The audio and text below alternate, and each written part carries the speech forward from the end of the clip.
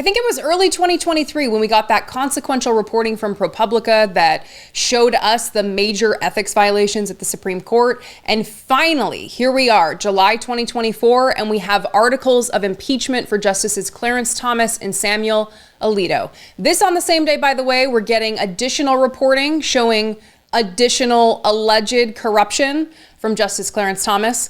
My name is Brittany Page from The Page Perspective right here on YouTube. Jesse is coming back. This is my last day guest hosting, and there's been positive progress on our friend who got sick, had to be hospitalized, is still hospitalized in Scotland, but there's been a lot of positive progress. I'm gonna wait until Jesse is back so that he can update everybody on that. So look forward to that. I appreciate you being here with me. Thank you for joining me. We're gonna talk about some good news, right? Articles of impeachment, finally, it's here. Led by the fantastic Alexandria Ocasio-Cortez, AOC. I love her. She's awesome. And this is more proof that she's awesome. This is co-sponsored by several other fantastic people: Ilhan Omar, Jamal Bowman, Maxwell Frost, Jasmine Crockett. Everyone loves Jasmine Crockett.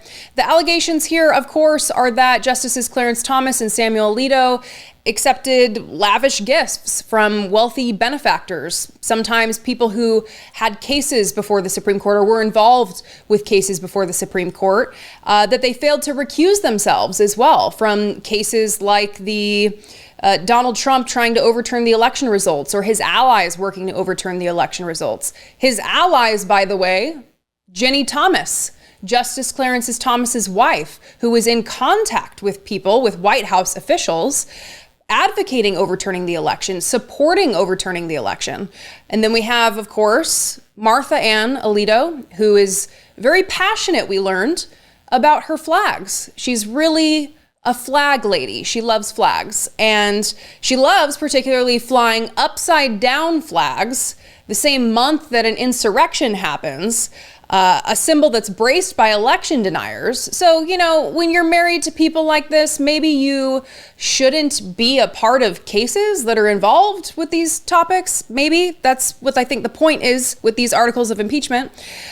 I said, by the way, that this happened on the same day that we learned Senators Sheldon Whitehouse and Ron Wyden sent a letter to Attorney General Merrick Garland requesting he appoint a special counsel to investigate possible violations of federal ethics and tax laws by Clarence Thomas, where he is again accused of accepting lavish gifts. This time, a free yacht trip to Russia, as reported by the Daily Beast, and a private helicopter flight to a palace in Putin's hometown. Interesting. I wonder what else we're gonna learn. How much more deep this is gonna go. Media outlets have correctly noted that this introducing articles of impeachment against Justices Clarence Thomas and Samuel Alito, that it essentially has no chance of advancing in a Republican-controlled House. But that doesn't mean it's unimportant, and we're going to get to that. But I want you to hear directly from AOC and how she introduced the articles of impeachment late last night. Watch this. Mr. Speaker, I am here today presenting these articles of impeachment not because I am a Democrat and not because I am blind to its odds in a Republican-led chamber. I present them because it is the right thing to do. And while our framers perhaps may not have envisioned someone like me in this seat, they absolutely did envision the necessity and value of the impeachment action upon which I seek to advance today. She said it herself. She knows the odds. But the value here is, most importantly, that it's the right thing to do. But also, we're in the middle of a very stressful, for me, speaking personally, I think for a lot of other people as well, in a massive high-stakes election. And it's just a few months away. And we need people to know what is happening right now more than ever. And to be educated about the corruption in the Supreme Court and to know the effect that it has on their lives. Listen, not everyone can take time out of their day to listen to the oral arguments when they're happening during the week. Not everyone can take time out of their day to read the opinions or to consume media about what the opinions mean, because, reading the opinion is oftentimes confusing. And what does it actually mean? You need a legal expert to break that down. Not everyone has time to be actively involved in listening to how this conservative supermajority is radically shaping the legal landscape in this country. And the conservative supermajority that is creating that radical shift, that was created by Donald Trump. He appointed 3 Supreme Court justices: Amy Coney Barrett, Neil Gorsuch, Brett Kavanaugh. And if he wins re-election, he will only reinforce, he will only grow that conservative supermajority. Sonia Sotomayor is 70. She's not the oldest Supreme Court justice that we have right now. That would be Clarence Thomas, I believe. But she's the oldest liberal on the court. And so if Donald Trump is reelected, that conservative supermajority could only grow. So while ProPublica did a fantastic job of helping to educate the general public, we need more, because not everyone can be as involved as they want to be. So AOC made this clear too, when she spoke directly about the consequences of unchecked corruption and the court's influence on the American people. Lastly, we cannot ignore the most important material consequences of this court's unchecked corruption and its resulting influence: the suffering of the American people.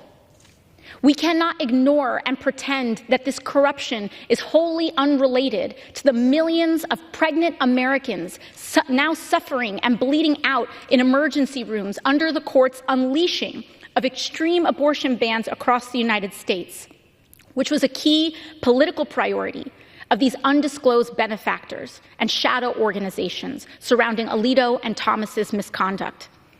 Nor can we ignore the millions of Americans now suffering hours-long wait times in the hot sun, often without water, just to cast a ballot, also a direct result of this corrupt court's gutting of the Voting Rights Act, allowing the closing of polling sites across the country.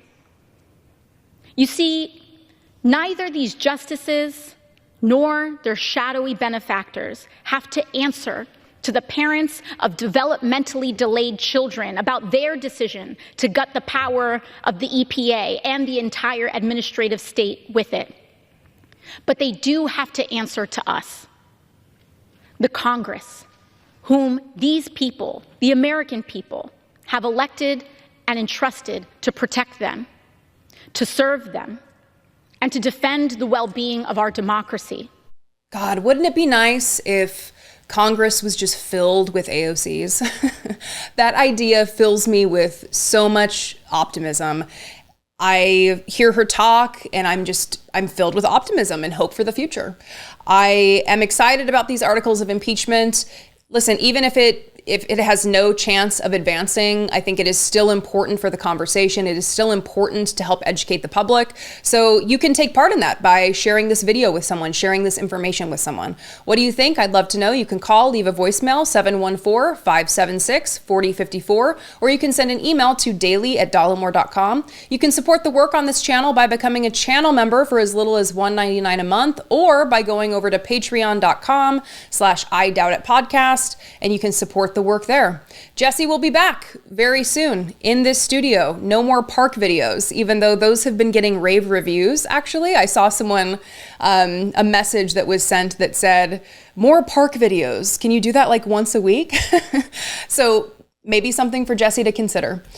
As Jesse would say, be genuine and take care of one another.